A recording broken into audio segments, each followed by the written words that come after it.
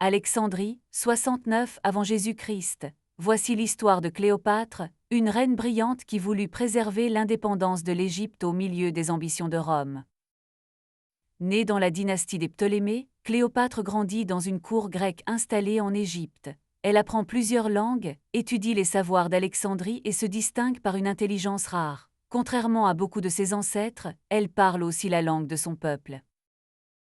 À 18 ans, Cléopâtre monte sur le trône avec son jeune frère Ptolémée XIII. Très vite, les rivalités de palais la chassent du pouvoir, mais la jeune reine refuse de disparaître, elle prépare son retour avec patience et audace. Lorsque Jules César arrive à Alexandrie, Cléopâtre saisit l'occasion. Elle obtient son soutien, reprend le trône et donne naissance à Césarion. Son alliance avec Rome n'est pas une soumission, c'est une stratégie pour protéger son royaume dans un monde devenu dangereux.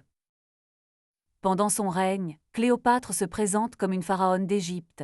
Elle honore les dieux, soutient les temples et cherche à renforcer l'économie du pays. Sur les rives du Nil, son image unit l'héritage grec de sa dynastie et les traditions millénaires de l'Égypte.